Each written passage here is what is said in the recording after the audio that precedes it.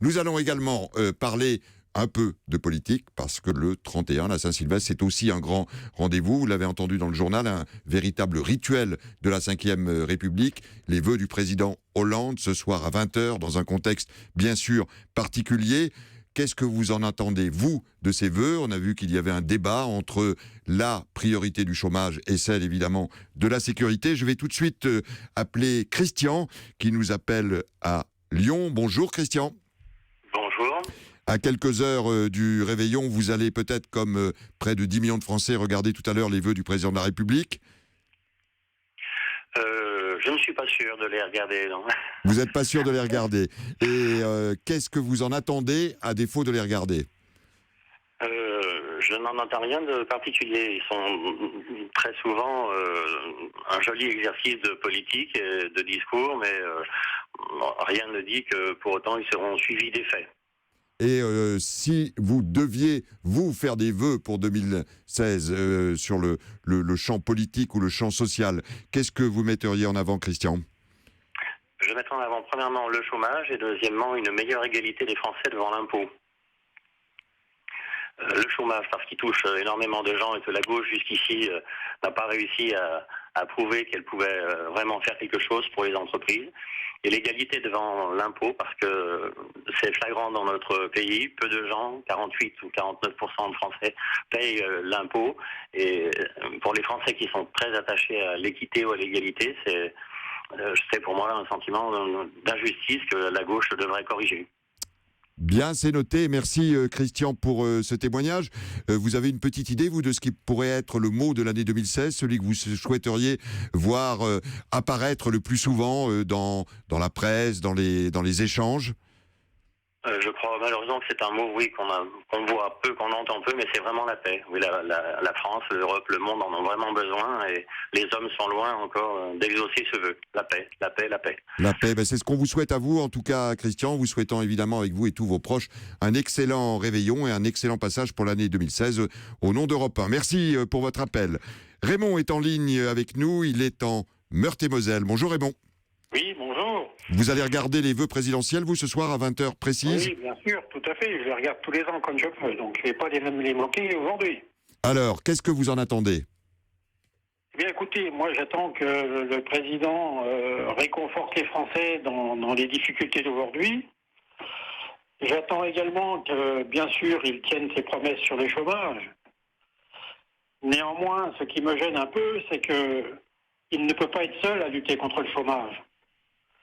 Et donc j'appellerai à sa place les syndicats, les partis politiques à passer au-delà de leur archaïsme et de changer leur méthode, leur façon de faire. C'est un discours qu'on a, Raymond, c'est un discours qu'on a évidemment beaucoup entendu dans la France post-attentat, qu'on avait entendu déjà au mois de janvier dernier, puis en novembre, également pendant la campagne des élections régionales, ne plus faire de la politique de la même manière. Nous avons entendu ce message, disent les hommes politiques. Vous avez le sentiment que 2016 pourrait être justement l'année qui débouche sur cette recomposition ou sur cette nouvelle manière, disons, de faire de la politique? Je ne sais pas si on y arrivera en 2016. Néanmoins, comme je vous le disais précédemment, il ne peut pas être seul à faire ça. Et donc, c'est une prise en charge de l'ensemble des socio-économiques à réagir. On est en 2015, aujourd'hui, on n'est plus en 1960. On va même être en 2016 dans quelques heures. Voilà, donc on n'est plus en 1960, alors tous ces syndicats et ces partis politiques doivent passer au-dessus de tout ça et se rendre compte que un gouvernement, quel qu'il soit, ne changera pas la face du monde tout seul, c'est pas vrai. Le MEDEF, par exemple, les syndicats, tous ces gens-là, c'est à eux de changer le monde. Et pas attendre tout d'un gouvernement qui, de toute façon, ne fait qu'avec nos impôts. Donc plus il donnera quelque part, plus il nous prendra les impôts. La productivité en France est possible, les changements en France sont possibles, il suffit de vouloir. Et quand on peut, eh ben on peut. Quand on veut, on peut.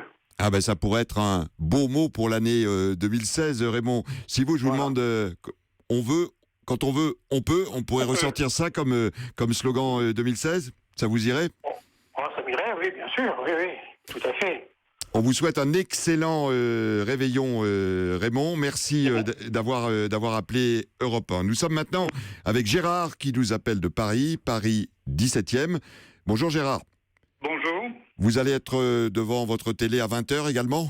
Oui, je pense, parce que je pense que je suis corse d'origine, je pense que je suis légaliste et que c'est quand même le chef de l'État. Il est quand même élu par les Français. Donc merci de nous rappeler ce préambule qui résonne évidemment dans l'actualité des derniers jours et des dernières semaines. Il a été à la hauteur sur les événements. Pour moi, le président de la République, il a été à la hauteur sur les événements qui sont passés à Paris. Donc, il est quand même le chef de l'État. On peut émettre des critiques, mais il est élu par tous les Français. Il représente le symbole de la nation. On parle même de père de la nation dans ce registre. Oui, mais aujourd'hui. Je pense que tous les présidents de la République, moi j'ai 70 ans cette année, j'aurai 70 ans l'année prochaine, tous les chefs d'État, n'importe lequel qu'il est, il a été élu par le peuple. Le général de Gaulle a fait une constitution, le chef de l'État est le père de la nation, c'est tout à fait vrai. Donc que ce soit M. Giscard d'Estaing, M. Pompidou, tous ceux qui sont venus après, même François Hollande, ils représentent le pays. Donc il est le chef de l'État. Donc on lui doit le respect, malgré que moi je ne partage pas ses opinions, je lui dois le respect. C'est quand même le chef de l'État. Et sur le fond du discours, vous attendez, quelle serait pour vous la priorité, puisqu'on sait que le chef de l'État donne le ton dans la Ve République, c'est lui qui instille les grandes décisions. Vous en attendez quoi ce soir ? Moi, j'en attends pas beaucoup de choses, mais j'en attends surtout qu'il remette l'armée à sa place. L'armée n'est pas faite pour faire du maintien de la sécurité. Moi, j'ai une fonction aux Invalides. Je trouve que l'armée donne beaucoup en ce moment. Les militaires donnent beaucoup. Ce n'est pas leur rôle. Il faudrait trouver un moyen, comme aux États-Unis, de faire une garde nationale qui permettrait de décharger les militaires qui font du maintien de l'ordre, disons de la sécurité. Pour moi, le mot important cette année, c'est la sécurité. La sécurité des Français, la sécurité des biens et la sécurité de la nation. Merci beaucoup Gérard pour votre témoignage et d'avoir directement répondu à notre sondage et dialogue avec vous sur le mot de l'année 2016. Alain est en ligne avec nous de Nice. Bonjour Alain. Bonjour monsieur. Alors Alain, vous allez peut-être entendre en direct ou au moins entendre les réactions à la déclaration de vœux du président de la République ce soir à 20h. Plutôt sécurité ou plutôt chômage pour vous ? Sécurité et chômage en deuxième. Oui, allez-y, développez. Sécurité parce que je vois quand il y a eu les attentats, que ce soit ceux du mois de janvier ou ceux du mois de novembre à Nice, on avait des policiers, des gendarmes partout, des militaires. Et là, je vois qu'en fin d'année, ça commence à s'estomper. On voit presque plus de policiers. Je vois que j'étais au Il y en aura énormément déployés ce soir, Alain. 60 000 forces de l'ordre en plus disposées pour la sécurité de la nuit du 31. Aujourd'hui, j'étais au marché à Nice, j'ai pas vu beaucoup de policiers. Par contre, je voulais dire que j'étais au jardin au marché de Noël. Ils ouvrent les sacs, mais ils nous passent pas le truc sur le corps pour voir si on a des explosifs. Mais par contre, ils le font aux poussettes. J'arrive pas à comprendre. Oui, enfin, écoutez, il y a des normes, il y a également des dispositifs divers et variés. Pour vous dire, nous, devant Europe 1, là, comme tous les médias, on a un dispositif. Alors, parfois, il y a un maître chien qui est là. Parfois, il y a également un détecteur de métaux. C'est en fonction du degré de la menace, ce sont des professionnels qui répondent évidemment à des directives particulières et ce n'est pas évident, vous le comprendrez. Et je vais regarder ce soir, pour moi, il n'est pas le président de tous les Français, parce qu'il refuse, et la gauche et la droite réunies font barrage au Front National. Moi, je vote Front National, surtout dans les Alpes-Maritimes, et je vais l'écouter parce que je veux savoir ce qu'il va dire sur la Corse, parce que la Corse, c'est quand même une patrie où ils ont élu les nationalistes, et quand on voit que Cazeneuve y a été pour la sécurité, et il a l'air de tendre la main aux nationalistes, quand est-ce qu'il va tendre la main au Front National ? Voilà, c'est une question que j'aimerais bien entendre de monsieur... oui, je ne suis pas sûr que vous ayez satisfaction sur cette question précise pendant les vœux. Merci beaucoup Alain de nous avoir... Amitié, mon mot... mot 2016, vous avez raison, merci. J'allais oublier, amitié. C'est noté Alain. Merci à vous et bon réveillon à vous et à vos proches. Nous avons Benoît qui nous appelle de la région parisienne des Hauts-de-Seine. Bonsoir Benoît. Allô ? Oui, Benoît, c'est Oui, à vous. Vous êtes bonjour. vous êtes sur l'antenne d'Europe 1. Merci beaucoup. Qu'est-ce que vous attendez ce soir des Donc, vœux présidentiels? Spécifiquement de M. Hollande, je n'entends rien parce que dans son histoire et son passé, c'est plutôt l'homme qui cherche à faire plaisir à tout le monde sans prendre vraiment des décisions. Quand il a gouverné au Parti Socialiste, c'était ça. Et là, aujourd'hui, c'est ce qu'il continue à faire. Il fait beaucoup de politique spectacle, il participe à toutes les réceptions, à toutes les commémorations. Il essaye de faire un petit peu de droite, un petit peu de gauche en essayant de noyer le poisson. Et moi, j'espérais des décisions fortes et des choses qui puissent réunir une partie des Français, majoritaire, mais pas là ces petits allers-retours. Et c'est des fausses décisions, en fait. Et c'est ça qui... Bon, c'est un peu l'eau, il y a de tous les vœux présidentiels, c'est très rare qu'un président ait donné vraiment, il y a vraiment eu, on l'attend chaque année, et pourtant chaque année. Et on le regarde chaque année quand même. Vous ne gardez pas un souvenir plus marquant, Benoît, d'un vœu présidentiel dans le passé? Non, je vais vous faire plaisir, je vais plutôt l'écouter sur Europe 1 que de le regarder. Ah bah c'est une très bonne idée, très bonne idée. Et ma phrase, ça serait, mon slogan, le courage de la vérité. Je crois qu'aujourd'hui, le courage de la vérité, il faudrait avoir le courage d'affronter la vérité de notre situation, au niveau de la sécurité, au niveau de l'emploi. Est-ce qu'un gouvernement peut vraiment lutter contre le chômage? Est-ce qu'un gouvernement n'est pas plutôt là pour créer, si vous voulez, les conditions économiques pour qu'ensuite le chômage se résorbe? Ça fait 30 ans que chaque ministre de l'économie, je me rappelle M. Sapin il y a quelques années, nous dire qu'on allait lutter contre le chômage. On voit bien qu'on peut pas lutter, de mon point de vue, qu'on peut pas lutter comme ça contre le chômage. Et puis il y a un point aussi, c'est dont on ne parle jamais, c'est ceux qui ont commis les attentats. Il y en a certains, ils ont fait 15 ans à l'éducation nationale. Pourquoi ils ne sont pas tombés sur des instituteurs ou des professeurs qui leur auraient fait au moins aimer leur pays?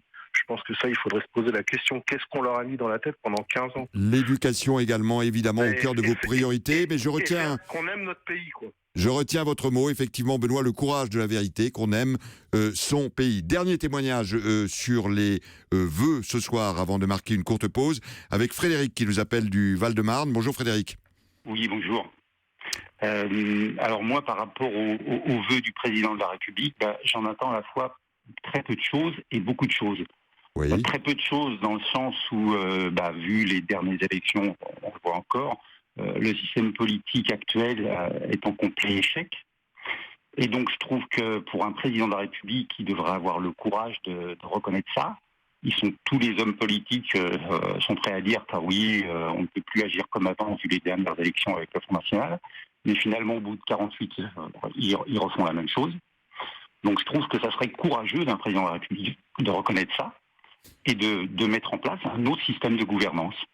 On voit que depuis 30, 40 ans, le système politique se dégrade de plus en plus et ils sont bloqués, ils ne peuvent plus rien faire.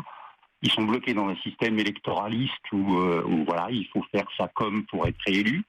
Je pense qu'il y a un autre système de gouvernance à mettre en place et ça serait courageux pour un président de la République d'agir. De le formuler, notamment dans un moment aussi solennel. Alors, est-ce à dire, Frédéric, que votre mot pour l'année 2016 serait 6e République? Et je pense. 6e République avec une réelle démocratie, pas un semblant de démocratie tel qu'il est actuellement. Merci beaucoup Frédéric pour votre appel. Pour apporter vos témoignages sur l'actualité, appelez Europe Midi au 39 21. 50 centimes la minute, plus coût de l'appel. François Claus. Alors, il y a des petits messages qui parviennent sur la page Facebook Europe Midi. Bon, plutôt dans l'ambiance du 31, on va dire, plutôt décalé et rigolo. Il y a Sylvain, par exemple, qui demande à l'Élysée de revoir un peu le décorum des vœux présidentiels et qui demande à l'Élysée de faire appel à M6 Déco pour remettre des couleurs à la France. Et puis, un petit peu plus rigolo, ok pour les vœux, mais qu'ils soient courts et que ça n'empiète pas trop sur l'apéro, nous dit Stratonico 8 minutes, je crois, sur la page. Et ils sont prévus sur une durée de 7 à 8 minutes, mais on a beau avoir ces réactions, et c'est bien aussi l'une des caractéristiques de la France. On le voyait tout à l'heure avec Jean Garrigue, l'historien politique, les vœux présidentiels de ces dernières années, il y avait jusqu'à 10 millions de téléspectateurs. On pense que les Français sont tous en train de faire la fête. Ben non, ils suivent ce rituel également avec beaucoup d'intérêt. Nous sommes à quelques heures, Anissa, du réveillon. Oui. Vous allez faire quoi, vous, Anissa, ce soir? À la maison, très tranquille. À la maison, c'est une tendance d'ailleurs assez lourde. Certains, notamment à Paris, on a vu ces dernières heures que pour aller au-delà du climat un peu anxiogène vécue ces derniers mois à Paris, l'une des réponses était de se retrouver entre soi, parfois de quitter un peu Paris, d'aller à la campagne, vers la Normandie, plutôt que, non pas par peur, mais plus comme réflexe de se retrouver entre soi et de solidarité et convivialité, absolument. Nous avons Céline qui est en ligne de Metz. Céline ? Oui, bonjour François. Bonjour Céline. Qu'est-ce que vous allez faire ce soir ? Je vais faire comme les autres soirs. Je vais prendre des médicaments et me mettre au lit puisque je suis hospitalisée. Donc, alors Céline, je vais être obligé malheureusement de vous couper. La liaison est de très très mauvaise qualité, mais je veux lire le message que vous nous avez envoyé, Céline, parce que ça nous touche tous et on pense évidemment également à travers vous à toutes les personnes qui sont dans votre situation ce soir. Je suis hospitalisé, disiez-vous, et vous lanciez un message de reconnaissance avec tout le personnel hospitalier qui va veiller ce soir sur nous. Eux aussi ne seront pas avec leur famille. C'est le cas, on l'évoquait tout à l'heure, des gens qui travaillent dans le domaine de la sécurité. C'est le cas également des professions qui sont sur le pont ce soir, les pompiers, les policiers ce soir très, très mobilisés. Et certains journalistes qu'ils sont également, et on pense à eux aussi. Témoignage de Anne-Sophie de Bondu dans le Nord. Bonjour Anne-Sophie. Oui, bonjour à vous. Et moi je vais faire comme Alicia, je vais rester chez moi. Avec ma petite famille. Alors que d'habitude, Anne-Sophie, oui, dans la joie et la bonne humeur, bien sûr. Anne-Sophie, et les autres années, vous faisiez quoi ? Écoutez, le problème, c'est qu'il y a quelques années, oui, je fêtais ça, on était 7. Malheureusement, j'ai perdu mon époux il y a 2 ans, donc on est un petit peu moins dans la joie et la bonne humeur, puisqu'on l'a perdu au mois de décembre. Alors bon, oui, donc ce sera un mois également de recueillement de souvenirs pour vous. Non, on va pas aller dans on va pas désespérer. On va quand même faire le réveillon, mais chez nous, tranquille. On va faire une super pirade que j'ai eue à Noël. Elle fait 1m20. Alors, vous imaginez le truc, assise, là, sur ma grande table de salle à manger. Vous nous invitez là ? Oui, non, mes enfants. J'ai pas d'enfants. Virtuellement, j'allais dire, mais on sera avec vous. Donc, si vous voulez, vous pouvez venir, il y a de la place. Mais effectivement, on va pas se laisser abattre. Mais en même temps, bon, je vais pas aller jeter des cotillons, je sais pas où, et puis ça va me coûter combien cette affaire ? Non. On est très bien chez nous. Vous savez, on dit toujours dans le Nord. Maintenant, on l'entend là, on entend cette chaleur du Nord dans votre voix. Et j'ai eu l'occasion de vivre 2 ans à Lille, dont je me souviens encore avec beaucoup d'émotion. Cool et zen, on va se mettre la musique qu'on veut, on va regarder des films si on veut, j'ai peut-être envie de mettre la télé, mais enfin c'est vrai. Le seul truc effectivement, c'est que, comment vous dire, moi je pense à cette dame là qui vient d'appeler, à l'hôpital, je sais pas, c'est affreux, enfin, il y a pire que moi quoi, vous voyez ce que je veux dire ? Mais c'est très agréable d'entendre votre optimisme, votre joie de vivre et votre envie de croquer la vie, Anne-Sophie. Je suis désespérément objective. Il faut continuer dans la vie. Il n'y a rien qui peut être vous détruire. Il y a toujours des solutions à tout. Il suffit de réfléchir.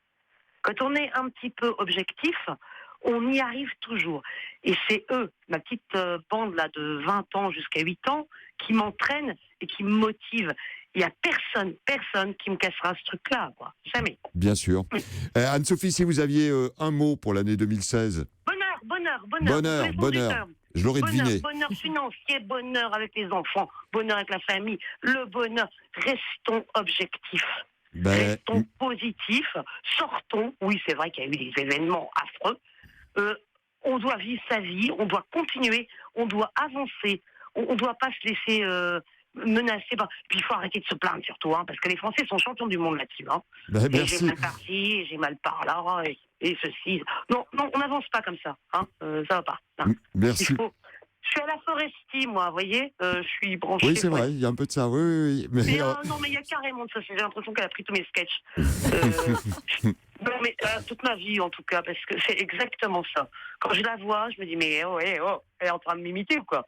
Non, mais j'adore la vie, et j'adore ma famille, Voilà, il faut continuer, quoi. On va pas se laisser abattre.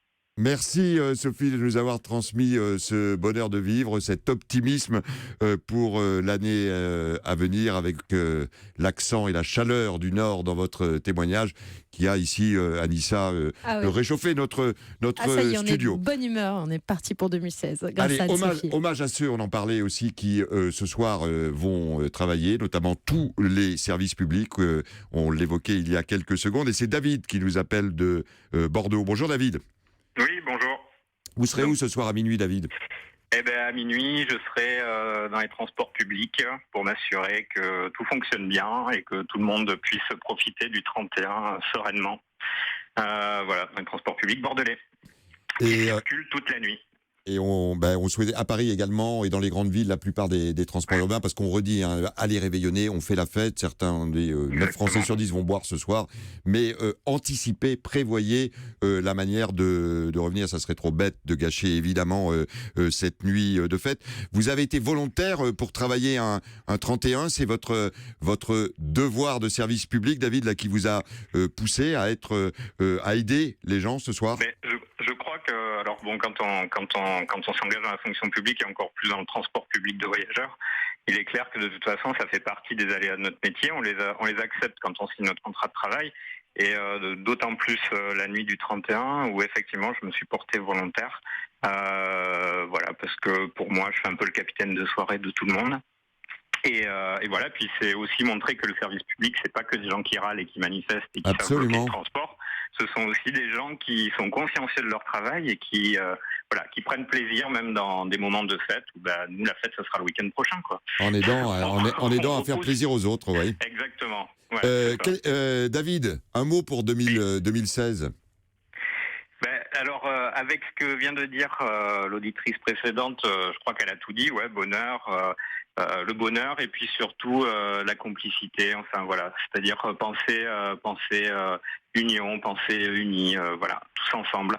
Et j'ose espérer que cette nuit, dans les transports, ce sera cette mentalité qui prime, et voilà, de fête et d'union. Merci beaucoup David, bon courage pour ce soir et puis allez, je vous dis bon réveillon décalé au week-end prochain aussi. Merci d'avoir appelé Europe 1. Anne-Sophie, bonjour. Bonjour. Vous nous appelez du département du Morbihan, Anne-Sophie. Oui, tout à fait. Donc moi je suis agricultrice, donc je laisse la maison à mes enfants, tous les jeunes, ils sont une dizaine de jeunes, je laisse la maison aux jeunes et puis nous on va les réveillonner avec des amis. Alors donc, réveillon générationnel, hein, les jeunes dans la maison qui vont écouter peut-être de la techno et vous faire la fête au son du rock des années 80, on va dire. Hein, oui, on travaille jusqu'à 20h, 21h, et puis comme on est producteur de lait, et puis on réveillonne et on revient demain matin pour refaire le boulot à 8h de nouveau. À quelle heure vous vous levez demain ? Maximum 8h, maximum, mais ce sera plus tard que d'habitude. 8h. Oui, ce sera 1h30 plus tard que d'habitude, mais l'agriculture a subi pas mal de choses cette année, donc on a quand même besoin de fêter ça et de changer d'air. Ouais. Et Anne-Sophie, pour l'année 2016, si vous aviez un mot à retenir. Moi, je dis qu'il faut toujours continuer à avoir des rêves, continuer à espérer. Un rêve, ouais, c'est très joli mot, ça aussi. Oui, moi, c'est ce que j'ai mis cette année. Je souhaite aux gens de continuer à rêver, d'espérer et surtout de discuter, d'échanger, continuer. Je crois que cette année, on avait beaucoup besoin de ça, d'échanger, de se retrouver. Enfin, nous, les agriculteurs, beaucoup plus encore, mais je crois que l'année prochaine, ça va être encore. On continue comme ça, c'est des bouffées d'air et rêver, les gens, rêver. Merci beaucoup Anne-Sophie, il n'y avait pas meilleure manière de conclure, Anissa, ce forum avec les auditeurs.